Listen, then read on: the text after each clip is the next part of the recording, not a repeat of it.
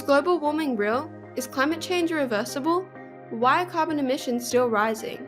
Join host Dr. Alberto Troccoli, a global leader in climate science and its application to the energy sector, as he unpacks these pressing issues. Through candid conversations with leading experts, get ready to demystify climate change and explore its many layers. So, let's Climunicate!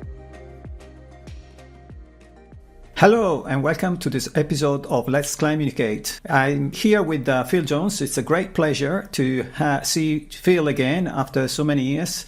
We worked together at UEA for several years, up to about 2020 or just before COVID. And so it's a real pleasure to see him again, but especially to discuss with him about many issues around global temperatures. Welcome, Phil. Hello, Alberto. Good to see you again as well.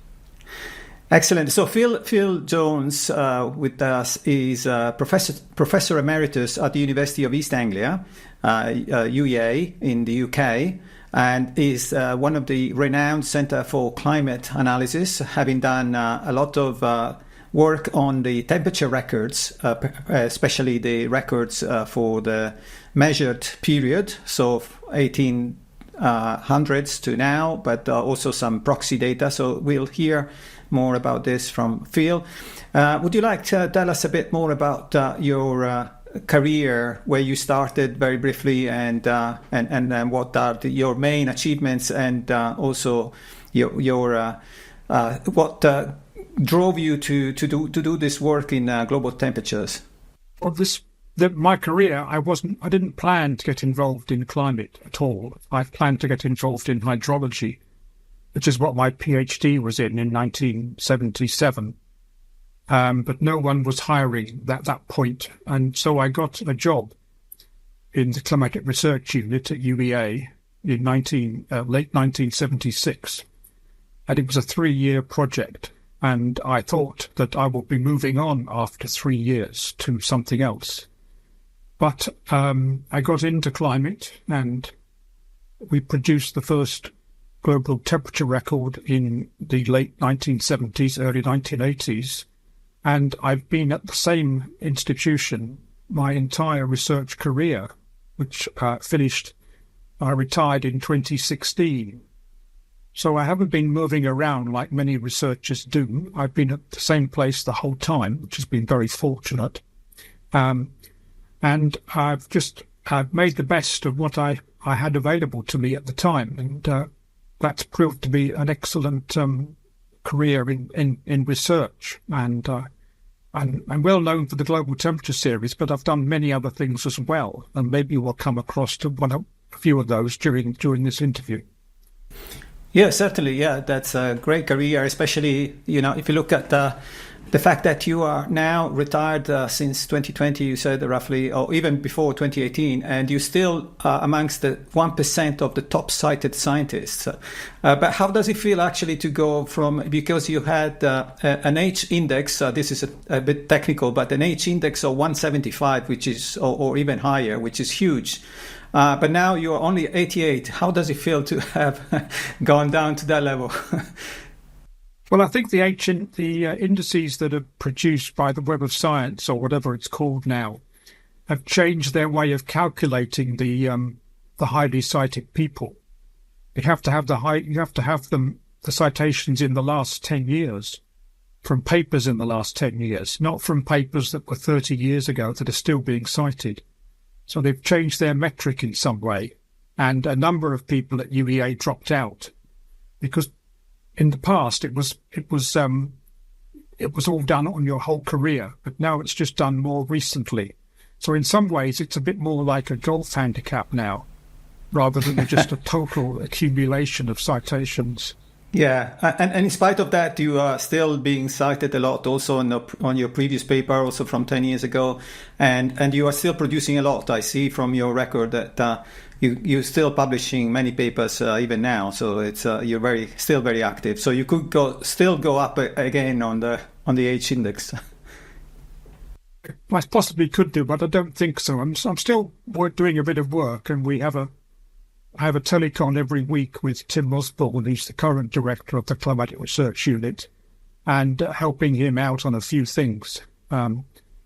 But he's taken over doing everything now, and it's definitely in good hands now. Yes, excellent. Yeah, I know Tim well, so yeah, definitely in good hands. And so what we want to discuss today is really to understand how we can find out how the temperature record for the globe is arrived at. Because we always hear about like 1.5 degree, 1.2, but this is a global temperature, and this comes from a lot of little pieces around the world. So we want to basically break down that process with you because you're one of the leading experts in the world. But before we do that, we have here on Let's Climunicate podcast 4 quick fire questions. So we'll go through them and then we'll then discuss the nitty-gritty of global temperatures. So the first question is on your understanding or knowledge. I mean, you obviously this is your field. How much is the temperature changed? What is the amount of the temperature has changed in the last 150 years globally? We're now about 1.5 degrees above the level in the second half of the 19th century, which is the period that IPCC use as the relating to the Paris Agreement. So it's the pre-industrial level, even though lots of countries in Western Europe had industrialized before that period. But the pre-industrial period that they've chosen is 1850 to 1900, and we are about 1.5 degrees above that level at the moment. Excellent. So the second question is of this increase in temperature. So you're saying there's 1.5 or thereabouts. How much of this increase can be attributed to greenhouse gas emitted by humans? This is a difficult question to answer because what you've got to look at is how, in terms of attribution, you have to, first of all, you've got to detect a change. And this clearly is a big change, this 1.5 degrees. If you look at the variability of temperature on centennial timescales over the last 2,000 or 3,000 years, this is enormous.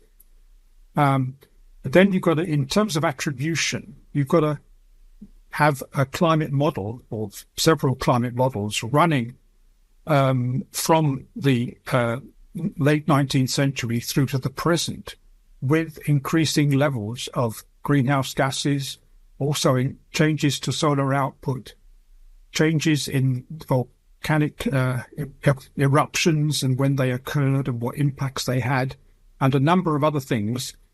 And you've then got to see if what's happened in the real world over that 150-year period can be simulated by climate models. And to most respects, it can be. Okay, so what would you say is your answer? Are you able to give a number, like a percentage, or you prefer not to? Well, I'd probably prefer not to. It's probably, I think the thing is that you have to estimate, knowing these forcing factors I mentioned. We know from earlier records in the earlier centuries that the climate does vary. So it has varied naturally in the past, and clearly it varied a lot naturally in the past with ice ages. So the thing we've got to figure out is how much of the rise of 1.5 degrees is natural and how much is due to greenhouse gases. Now, the estimates of natural forcing might be underestimated or overestimated. So we could have risen more than 1.5 degrees, or we could have risen less than 1.5 degrees, and it been countered by natural forcing. But we don't know how much that is. So yeah, okay, that's fine. That's obviously a very good explanation. Although you know, for also our listeners, I'd like to remind that there is some results from the IPCC which says that 100% of the current increase is due to human-made emissions, but that's based on some assumptions. Yes. Yeah, it could be even more than that. If natural forcing was leading to a cooling, then we're countering that and still getting to 1.5. So the greenhouse gas contribution could be more than is apparent.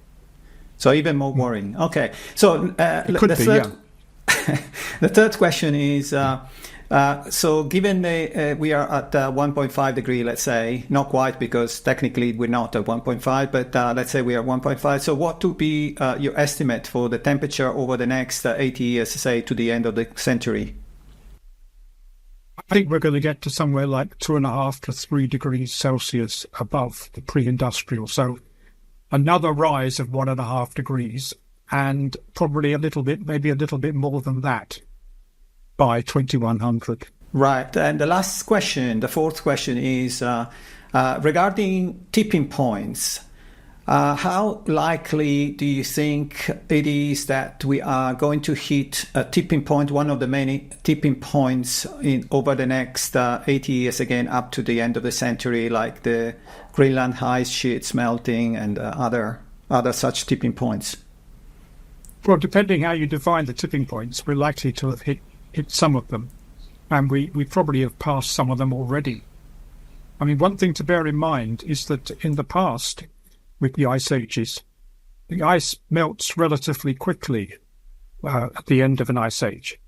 Say in Scandinavia, for example, and northern Canada, it takes much longer for the ice to reform. So we're not going to be able to get back to some conditions that were occurring, say, 100 years ago, relatively easily, because we need all that ice, that snow to fall again to get the glaciers back up once they've started melting. Right. Okay. So now we're ready to jump into the topic of the discussion, the main topic, so the global temperature records. And I just want also to refer listeners to your very nice paper that you sent to me in preparation for this podcast, as well as we said you have hundreds of publications, but this one is very approachable, I think, the reliability of global and hemispheric surface temperature records. So in this one, you explain that there are many groups that measure temperature around the globe. So there is the Climategate Research Unit, where you worked at the University of East Anglia.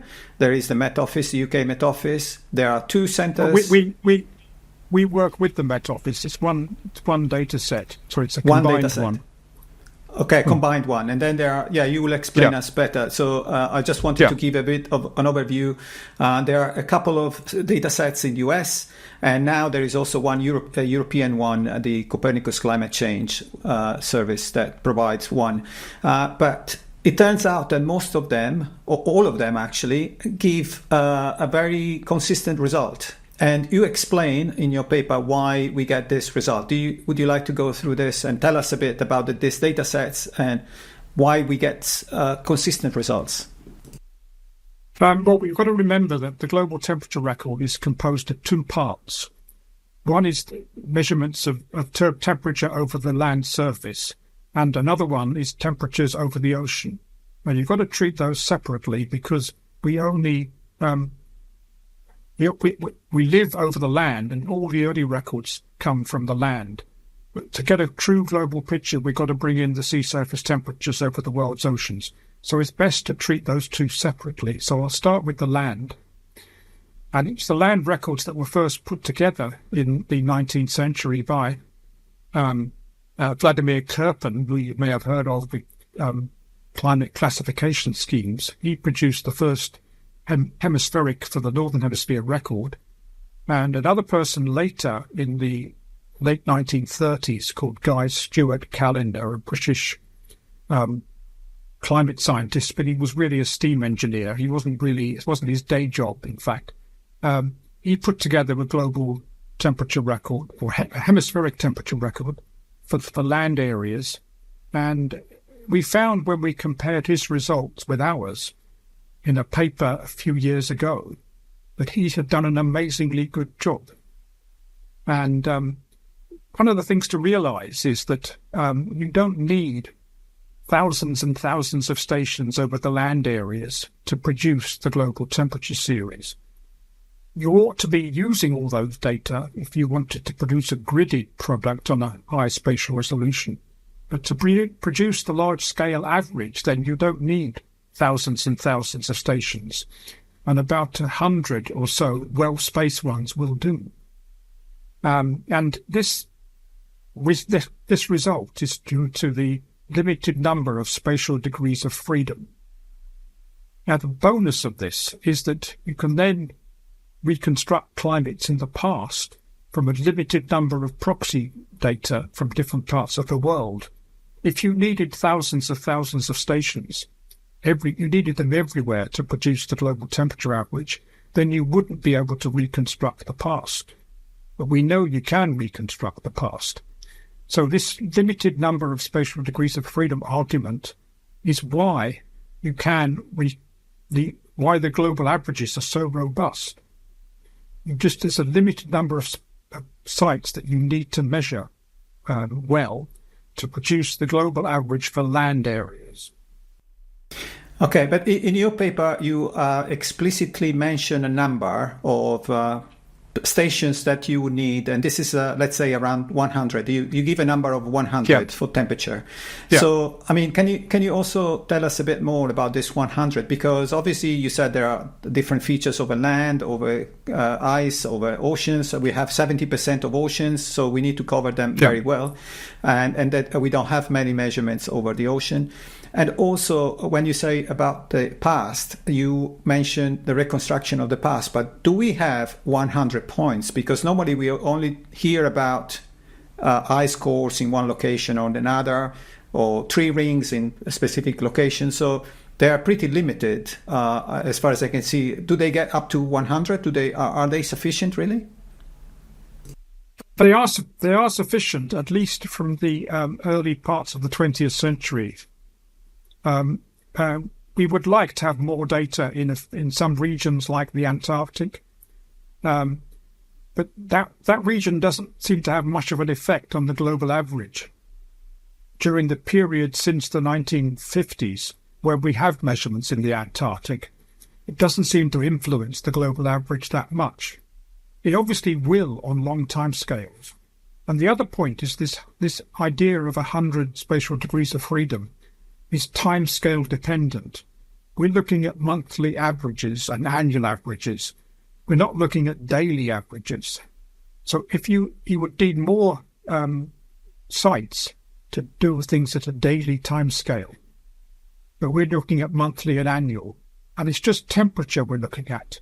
If it was another variable like precipitation, we would need many more sites in order to do precipitation averages at this large spatial scale. So it's just temperature. Yeah, it's just temperature that works this way. Yes, absolutely, and also surface pressure. It's similar to surface pressure works that way as well. Yes, but not rainfall and not humidity, and wind and sunshine. Right. Yes, absolutely. But so when we go, if I understand your argument as well, the farther back we go, and the lower the resolution, say instead of looking at year to year, we want to look at decade or even millennium to millennium, then fewer points are needed. So when we go back to the past, let's say hundreds or thousands of years ago, how many points would we need to have a good reconstruction to say this is a good proxy for global temperature?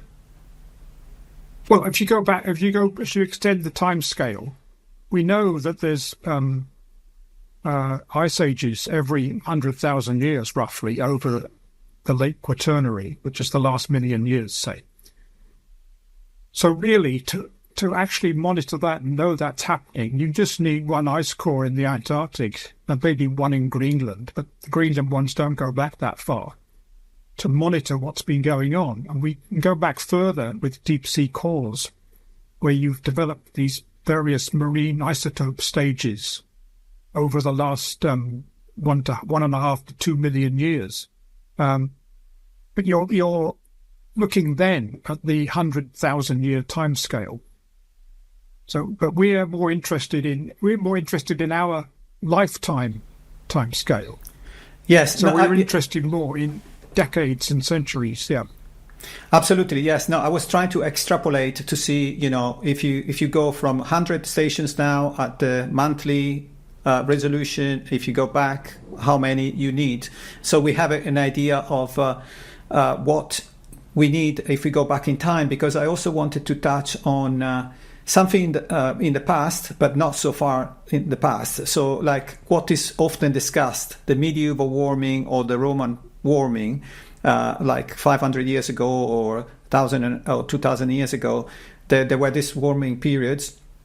And how confident are we that the values that we see are accurate and were they really at the level of temperature that we see today? Well, temperatures today are warmer than any period back to about 5,000 years ago. So we are warmer than the medieval warm period and the Roman warm period. You've got to remember that when people paleoclimate, they have sometimes they've named periods in the past, like the medieval and Roman period. But they've done that based on European records. Because that's where a lot of the work has been done and the ideas developed about how you can reconstruct climate. They haven't, and they've just been used everywhere, but they've been overused. And the thing to remember, which a lot of even scientists, climate scientists, don't fully appreciate, is that just because a period has a name doesn't mean it's right. We look at the instrumental record, and we talk about warming in the first part of the 20th century, in the late 20th century, in the 21st century. We define those periods based on the global and hemispheric temperature instrumental values. What we should be doing in the past is not looking at just a single European record and defining the medieval warm period. We should be looking at records from around the world, in North America, in Eastern Asia. There's not many in the tropics, but there are some, and parts of the Southern Hemisphere, in order to define what the past was like.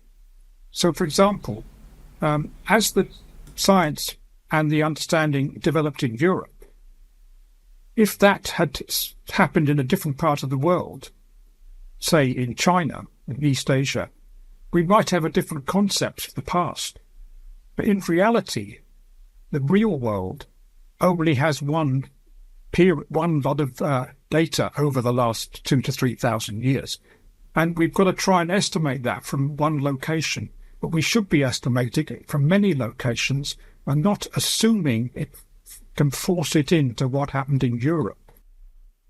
So that I think it's that's also probably the misunderstanding around when people say that there were periods when you could grow wine or make wine or grow winery in Northern Europe. Is that related to this subsampling of the data? It is related to that. I mean, the other thing you've got to remember is that there are cultural changes.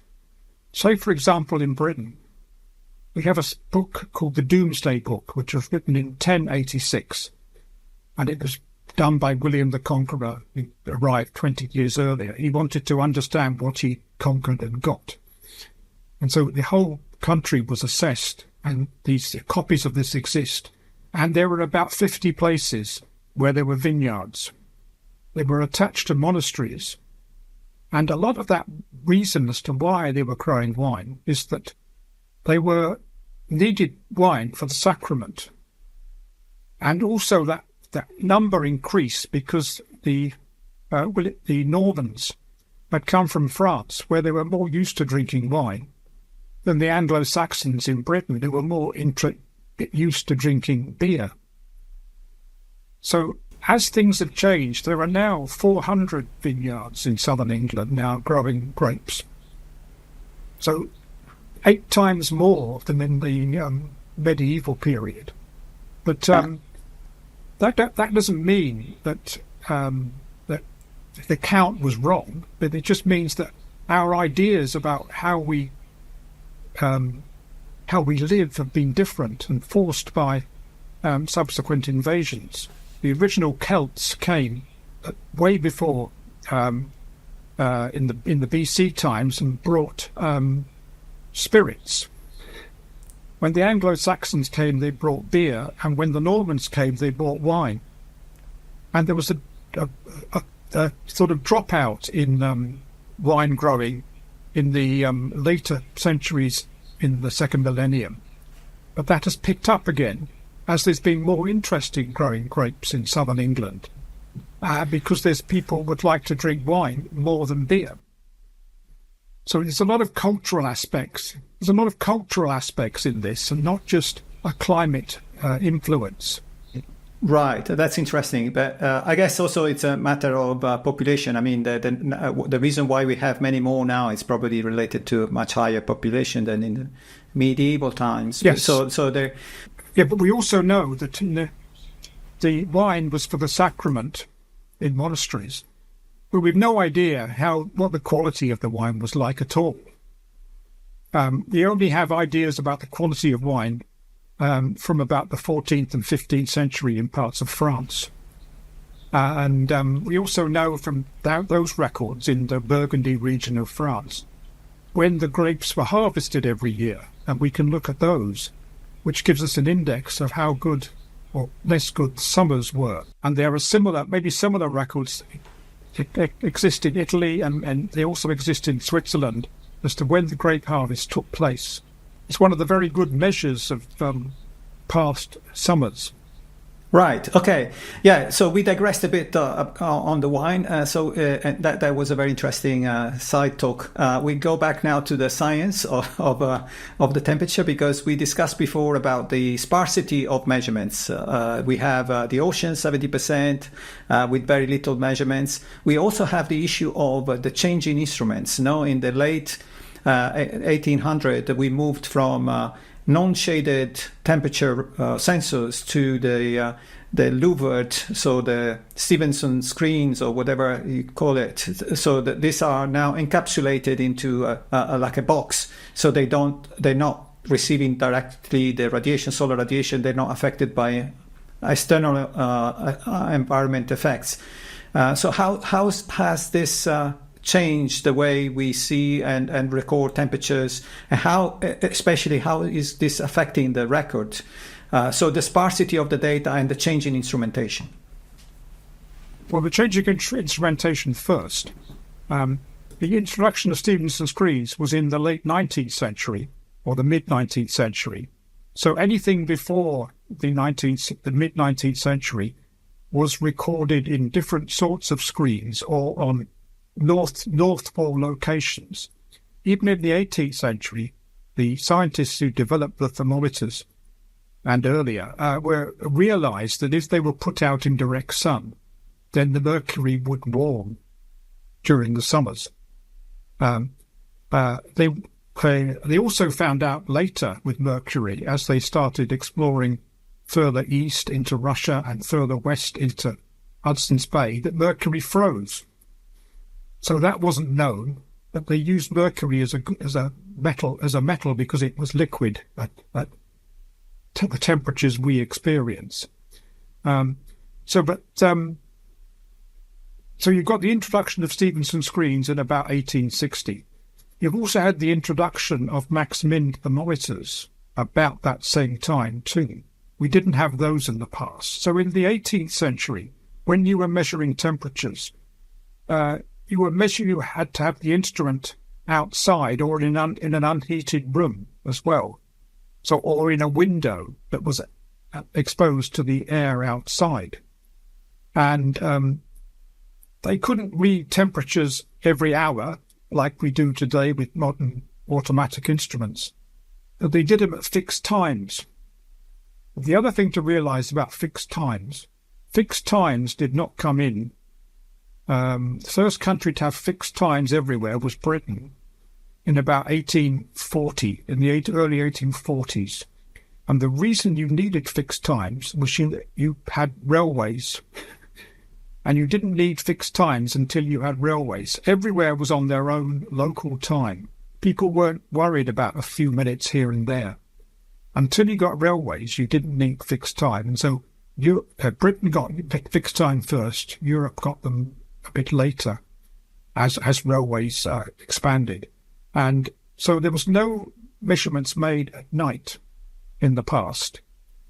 because you didn't have people staying up. Sometimes they did because they were often astronomers and they wanted to look at the sky, so they read the measurements too, but that was very rare for them to do that. So there's a lot of changes to instrumentation in the 19th century in terms of the instruments themselves got better, and the exposure in the screens changed, and the way you measured temperature in terms of maximum and minimum temperatures changed. Also related to that, the locations of the instruments often moved, because during the 20th century, a lot of the instrumentation was needed for other reasons, for agriculture and for aviation, to provide weather forecasts for flights. So a lot of the measurements began to be moved to airports rather than in city centre locations. So you've got to allow for that change as well. And these changes were not just the changes were pretty random through time. They weren't consistent. The Met Service didn't suddenly say we're going to change everything at one time. They changed things gradually as and when they needed it. So there's a lot of problems with the readings, and you can't take the numbers exactly as they've been recorded as being totally correct. The exposure issue with the Stevenson screens before that means that sometimes you're likely to have temperatures that are much warmer, recorded warmer, because there's direct exposure on the instruments. And some comparisons in the Alps with measurements that were taken with the old way of doing it and the modern way in the last 20 or 30 years have shown that's the problem, that in summers, in alpine areas, the summers were about 0.5 degree Celsius too warm prior to about 1860 because of the direct exposure of the sun on the instruments, even on north wall locations, because you're about 40 to 45 degrees north. And you're going to get sun early in the day and late into the evening, which might directly impact the mercury in the thermometers if it's not exposed properly. But so, yeah, there are many issues with the data, but then also on the oceans, we rely also on measurements from ships. No, there is like the sea surface temperatures and so on. And those are sometimes, is that correct, that sometimes they are more accurate if they can do it night time rather than daytime? Yes, there were two measurements ships have taken since the 18th century. And they began initially taking measurements on ships, the expedition type ships of James Cook and others around the world, and they got onto merchant ships relatively soon, and navy ships too. And they used to take sea surface temperatures, and they used to take marine air temperatures. And the marine air temperatures had the exposure problems that the land ones had, because the ships were relatively small and they weren't in screens initially. So they were just read probably in the captain's cabin even in the early days. So you need to adjust the air temperatures too. So that's why they thought the marine air temperatures are less impacted. So you just use those rather than the daytime air temperatures. But the effect of that is to reduce the number of observations by a factor of 2. Because you said before, over land, the measurements at nighttime were not available because they are taken by people, but over the ocean it's nighttime. Yeah. So you now have to combine the two sets, and you don't have a way to match, I guess, because they're different. Well, the ships used to have the ships had a system of watches. So you have periods when the people are sleeping and periods when they're working, and the day is different from the day we observe on land. The day starts at midday on board a ship. It used to start at midday on board a ship and then go round to the following day. So they used to take readings at fixed times when they came on duty. So you had a different way of recording to how you did it over land. And you were less influenced by the dial cycle in a way. Where your sleeping patterns were different. So what they also took was sea surface temperatures, and for every marine air temperature one they took a sea surface one as well. So there's roughly the same number of observations. And with the sea surface temperatures, what they used to do is they used to take a sample of water from the sea in a bucket and haul it onto the ship's deck. This is sailing ships and also merchant steamships, and put a thermometer in the bucket, in the water in the bucket, to measure the temperature. And they used to let it equilibrate with the water. Now that means about 2 or 3 minutes, by the way, between putting the thermometer in and then measuring the temperature and recording it. Now the bucket, the material of the bucket initially started off as wooden buckets, because that's what they had. But they realised that in rougher seas, you tended to break these buckets on the side of the ship, holding this bit of water onto the ship's deck. So they went to a simpler form of cheaper bucket, which was called a canvas bucket, which had wooden corners and a canvas surround to it. So it was more flexible, didn't break so often. But the problem was that as you bring seawater onto the ship's deck, it's normally warmer than the air in most parts of the world. So the water will cool slightly by evaporation. And the more you leave it, the more it's going to cool. So you've got to, in order to correct the sea surface temperatures, you've got to have a model of how much the water cools depending on the ambient weather conditions for that type of bucket in that location. So those are bucket corrections, and they've been applied to sea surface temperatures since the 1980s. And they've improved more over time, and more ship measurements have been digitized than were available in the 1980s. And so we've improved, the marine record has improved a lot more than the land record over the last 30 to 40 years, because the land data, a lot of it was initially digitized and so was available. We have improved that by getting more stations digitized, but the bigger effort has been getting the marine data digitized. Right. So it sounds quite complex, actually, and we don't have more time to go into the details. But I'd like to also bring out your message. Basically, is that there are so many things to take into account with the instruments and so on, and yet, like we said at the beginning, there are several groups, 4 or 5 groups, whatever they are, around the world that measure global temperature, and they come up with very similar results. So it's quite amazing that given all these nuances, the change, differences in temperature, local temperature that are quite high, then we are able to come up with this consistent record. And I'd like to also especially refer to one of these records, which is the Berkeley project, which started actually around the 2010, straight after the Climategate, and I think they came out to try to prove that the current record wasn't correct, and they actually came up with the same answer. So that was an interesting story. Yeah, they were trying to do that. The Berkeley Earth were funded by the Koch Foundation in America, who are a group of right-wing skeptics who run some oil companies and other things like that. They funded the Berkeley Earth people to do this work, and the Berkeley Earth people said, we're going to do it correctly. But they did it correctly because they got the only answer they could. And that's the answer, because we're going back to this spatial degrees of freedom argument.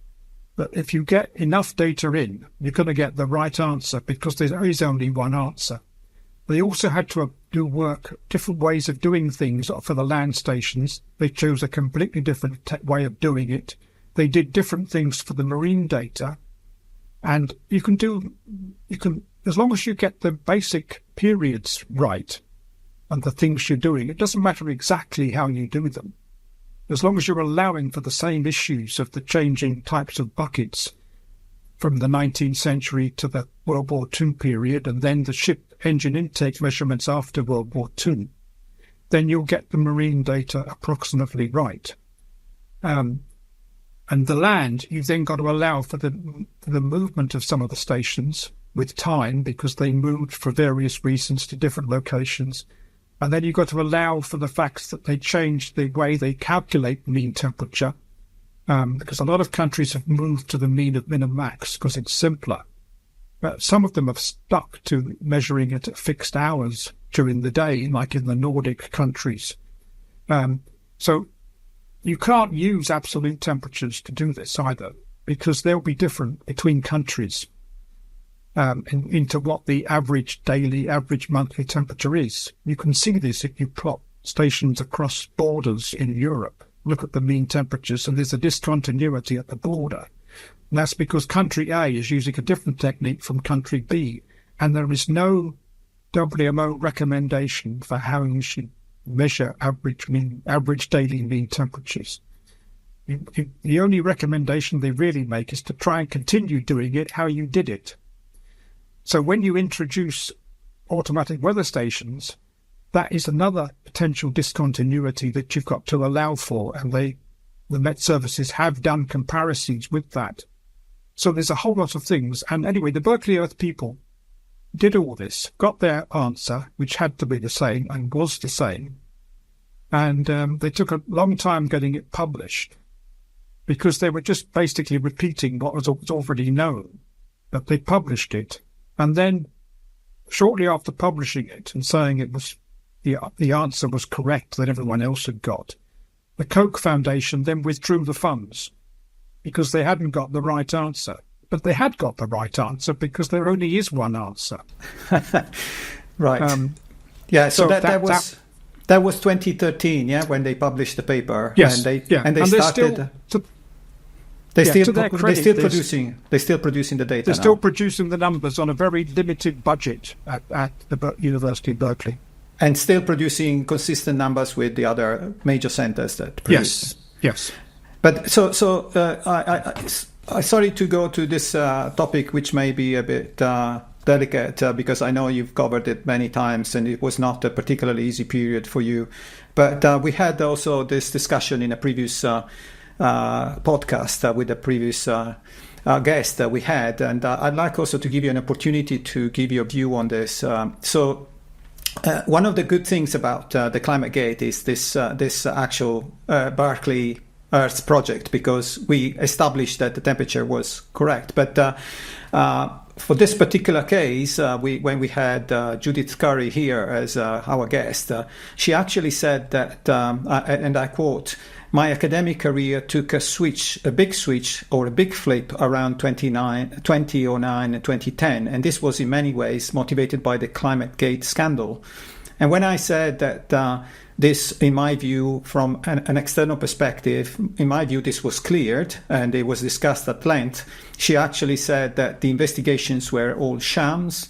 It was very shoddy, unethical behavior by a number of scientists.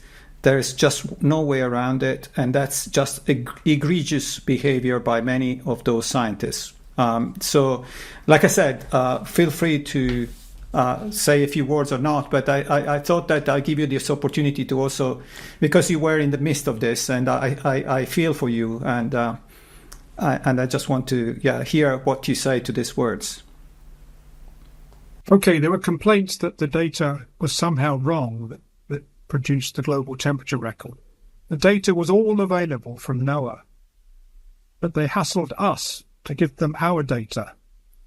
And the Berkeley Earth group showed 2 or 3 years later that the answer was the same, whatever you did.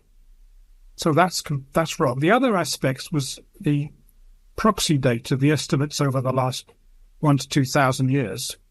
And they particularly have focused on one particular reconstruction, which is produced by Mike Mann, Ray Bradley, and Malcolm Hughes, called the hockey stick diagram in 1998 and 1999.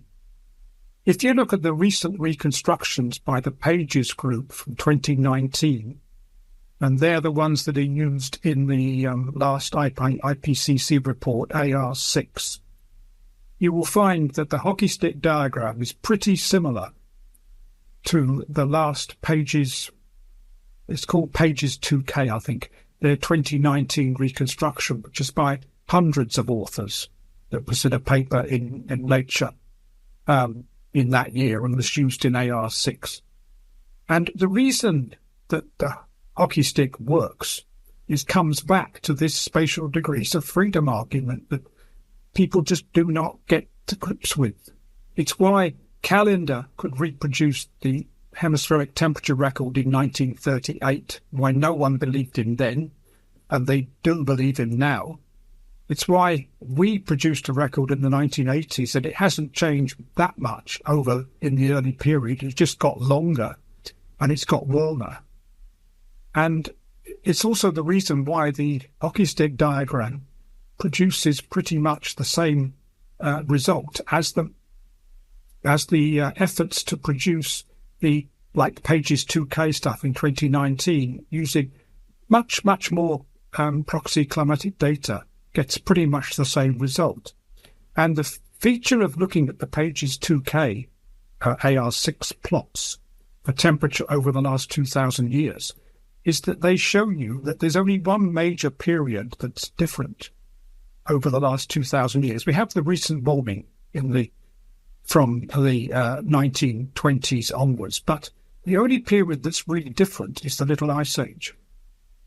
And that's the period from about 1450 to 1850, which is relatively cool compared to the rest of these 2,000 years.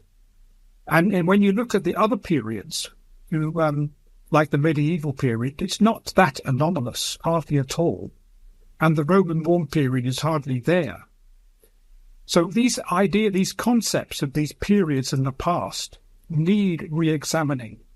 Because just because someone has named the medieval warm period doesn't mean it really existed. We want to get records from many places. And I know we're running a bit out of time here, but just one other thing that relates to this. You're aware in the Italian Alps near the Austrian border, they found the remains of a man, and he's named Ötzi Man, and he's in a museum in Bergamo. And they found other things in the Alps, and they found things coming out as glaciers retreat in Norway. And recently they found trees that were exposed after a glacier melted in Yellowstone National Park. Now, if those items, those bodies, the things that were with them, and the trees had been exposed in the medieval period if it was warmer, or in the Roman period if it was warmer, they would have reappeared then and then been eroded away and disappeared. And if you look particularly, they're doing more work on this in Norway and the Swiss Alps as well, maybe in the Italian and Austrian Alps too. When things appear from glaciers, they tend to be about 5,000 to 6,000 years old. They're not recent. They're not Roman. They're not medieval or anything. They come out as very old. And that's because these areas are being, the ice is thawing away that hasn't done it in earlier warm periods. That's why we're warmer now than the medieval and Roman periods. Fascinating, yes. Thank you very much also for drawing these parallels. I think this could be considered like proxies, no, for like historical proxies. They are proxies because you find these things and you do lots of other things to find out. You wonder why this person was crossing the Alps at that time, and then what they were doing up there. And you don't find things that are medieval and Roman at that time, at those high elevations. Yeah, and these clues are really important also to reconstruct history. So that's very fascinating aspect of your work. Yeah. And so, Phil, yes, I think we're wrapping up now, and I want to thank you. Thank you also for addressing this delicate question of Climategate. That was really elucidating answer. Very helpful, and I really want to thank you for sharing with us all your knowledge, a lifetime of achievements compressed in 50 minutes, and we learned so much. I learned so much. I hope also our listeners. Thank you very much again, Phil, and keep doing great work. Okay, yeah, thank you, Alberto, and you keep doing great work too.